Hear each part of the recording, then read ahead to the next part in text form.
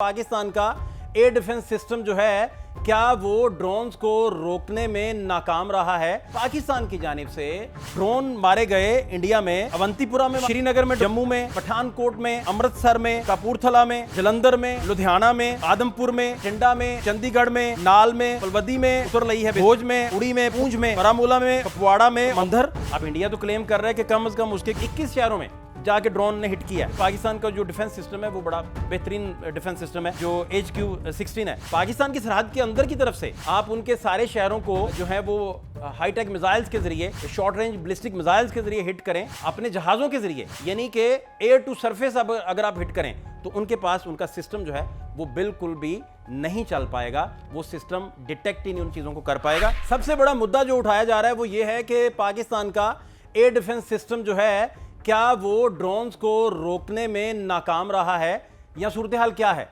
सबसे अहम और इंपॉर्टेंट यही सवाल है जो सारे लोग एक दूसरे से पूछ रहे हैं। एक तो इस पे डिटेल्ड हम बात करेंगे, दूसरा पाकिस्तान ने इंडिया के जो 21 शहर हैं उनमें किसी तरह का ना कोई ड्रोन भेजा है ना कोई बैलिस्टिक मिसाइल से कोई हमला किया है। सबसे इंपॉर्टेंट बात यह है, इंडिया की जो वजारत दिफा है उसका क्लेम है कि हमारे 21 शहरों पे पाकिस्तान ने ड्रोन मारे हैं और मिसाइल मारे हैं। फर्ज कीजिए कि पाकिस्तान अगर ड्रोन भेजता तो फर्ज करने लगे कि फिर सूरत हाल क्या होती। फिर अगर आप एयर डिफेंस सिस्टम के जरिए उन्हें इंटरसेप्ट करने जा रहे हैं तो फिर क्या सूरत हाल होगी। इंडिया वाले क्लेम कर रहे हैं। जो लास्ट नाइट गुजरी उसमें ड्रोन मारे गए इंडिया में, अवंतीपुरा में मारा गया ड्रोन, श्रीनगर में ड्रोन मारा गया, जम्मू में, पठानकोट में, अमृतसर में, कपूरथला में, जलंधर में, लुधियाना में, आदमपुर में, भटिंडा में, चंडीगढ़ में, नाल में, पलवदी में, अतरलई जो उतरलई है बेसिकली उसमें, भोज में, उड़ी में, पूंछ में, बारामूला में, कुपवाड़ा में और मंधर। इंडिया की जो डिफेंस मिनिस्ट्री है उसका ये क्लेम है कि पाकिस्तान ने इन सारे इलाकों में ड्रोन भेजे हैं और ड्रोन जाके लगे हैं। और उनका ये क्लेम है कि हमने उनको न्यूट्रलाइज कर लिया जो एयर डिफेंस सिस्टम है उसके जरिए। अब वो ये खुद कह रहे हैं ना कि एयर डिफेंस सिस्टम के जरिए हमने कर लिया न्यूट्रलाइज। एक तो ऐसा नहीं है, एयर डिफेंस सिस्टम के जरिए ड्रोन को न्यूट्रलाइज नहीं किया जाता। एयर डिफेंस सिस्टम से ड्रोन करने क्या जाता है, बेसिकली ड्रोन है रेडार सीकर, लेकिन इससे भी बढ़कर ड्रोन है रेडिएशन सीकर।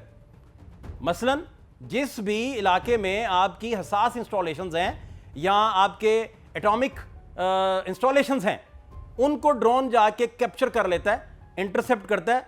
अब जो ही कोई भी मुल्क एयर डिफेंस सिस्टम के जरिए ड्रोन को जो है इंटरसेप्ट करता है और खुदकार एक मिसाइल की सूरत में उस ड्रोन को वो हिट करने की कोशिश करता है तो वो लोकेशन लॉक हो जाती हैं और लॉक होने की सूरत में उसकी नेविगेशन, वहाँ के सारी का सारा हदूद रबा, इची बिची आप कह लें, A to Z कह लें, जिस मर्जी लफ्ज़ में इसे बयान कर लें, वो उस मुल्क को पहुंच जाता है जिस मुल्क का वो ड्रोन होता है।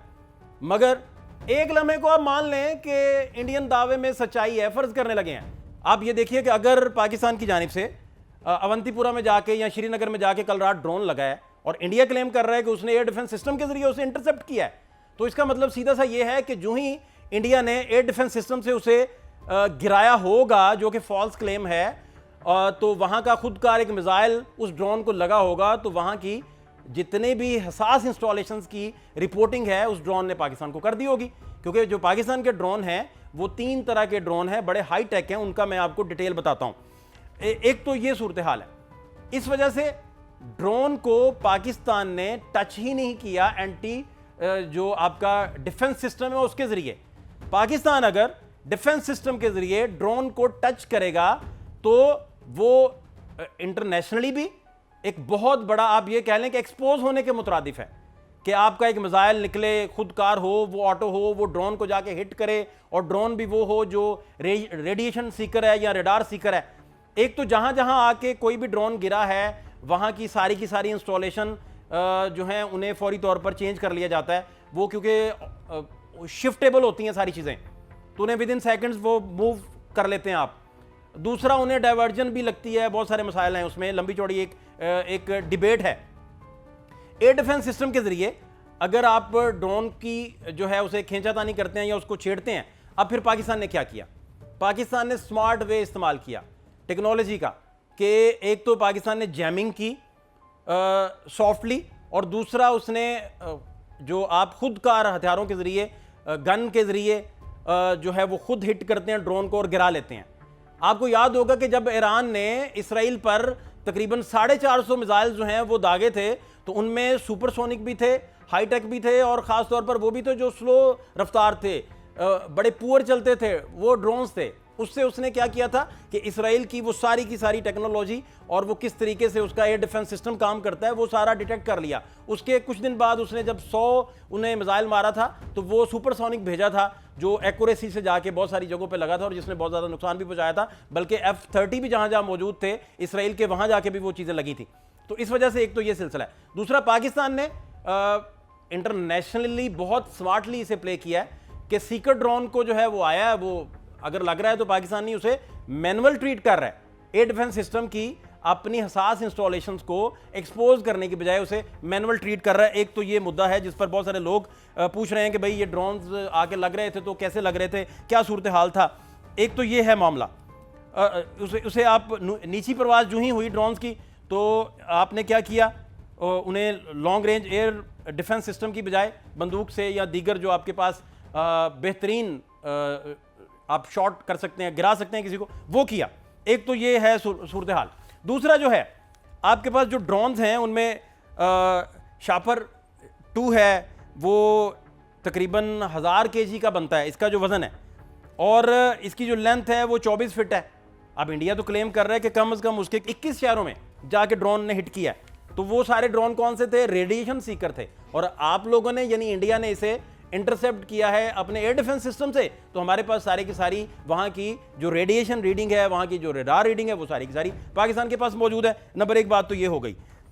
दूसरा ये इसका जब विंग इसके खुलते हैं और विंग्स के साथ ये पूरी परवाज अपनी भरता है, शेपर्ड 2 जो है, तो ये 31 फीट का हो जाता है और ये फ्लाइट 20 घंटे की कर सकता है।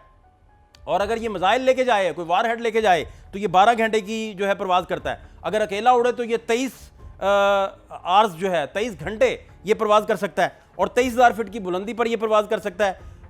और अगर ये मिसाइल लेके जाए तो 21,000 फीट की बुलंदी पर ये परवाज कर सकता है। और इसके अलावा 300 जो किलोमीटर का जो रेडियस है उसमें जासूसी करने की ये सलाहियत रखता है। इतना हाई टेक है ये।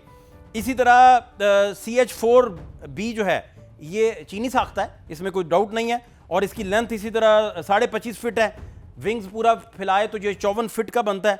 और इसकी जो वेट है वो 1300 kg वेट है। 350 kg का ये मिसाइल लेके जा सकता है। और 100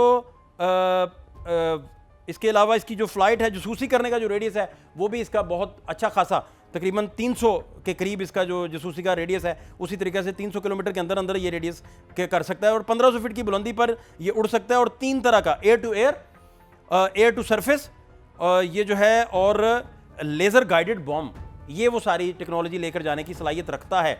और इसी तरह एक जो तर्किश है उसको बेकार उसका नाम है। और ये भी अच्छा खासा बहुत हाई टेक और बड़ा ज़बरदस्त है। इसकी भी पूरी डिटेल्स हैं बेकार की भी। उसमें आप ये देखें कि TB2 भी इसे कहते हैं।